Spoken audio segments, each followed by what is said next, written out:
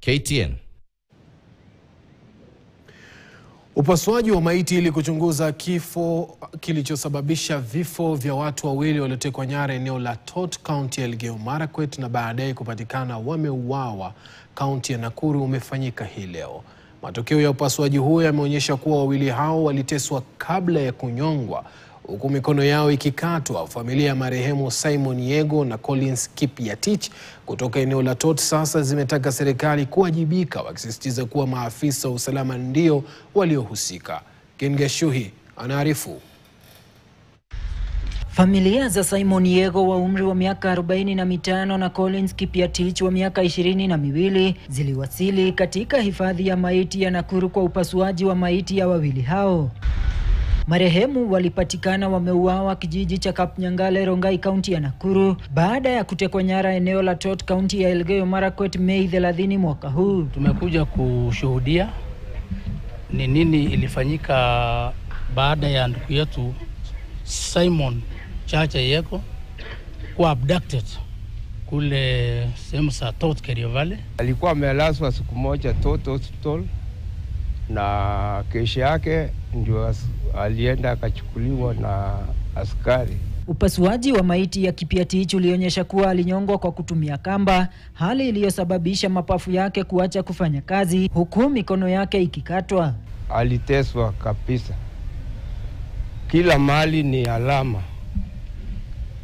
Linyongwa hapa kwa shingo, inaonekana alama iko hapa. So hawana mkono. Wako na mkono nusu. Damu mwili yote ilikuwa imegandamana kwa ile kipigo.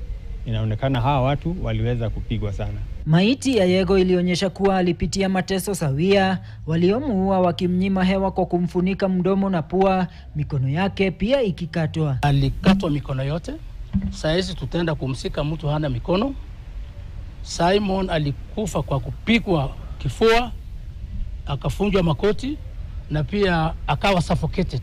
Mapua na mdomo ni kama imekuwa deformed, ni kama alikuwa ameshikwa, kwa sababu baada ya kufanya postmortem tumeona lungs zake zilicollapse. Wawili hao walitekwa nyara siku chache baada ya idara ya polisi kutangaza operesheni ya kupambana na uhalifu bonde la Kerio kufuatia mauaji ya Padri Alois Bet. Familia zao zikisisitiza kuwa jamaa zao hawakuwa wahalifu na haya yalikuwa mauaji ya kiholela wanayoamini yalitekelezwa na maafisa wa usalama. Ndugu yetu Simon alikuwa anafanya biashara ya matatu.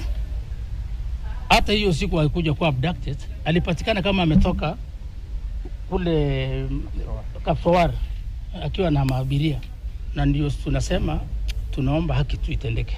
Kama walikuwa na suspect, walikuwa nini, si haikuwa na maana waue. Si watu wangeulizwa tu na wasikie ile statement yao. Chama cha mawakili nchini LSK kimekashifu mauaji kama haya ambayo yameshuhudiwa sehemu tofauti za nchi na kuitaka idara ya polisi kuwajibika. The National Police Service is turning into a deep thorn. Is turning into a terror group that is out of control. There is a lot of human rights abuses that is going on in Kenya, and the police are not very far off from a perpetrator mentality. Ken Gashuhi, KTN. Bila shaka na sasa nataka tuangazie macho yetu kwenye makadirio ya bajeti ambayo ni bajeti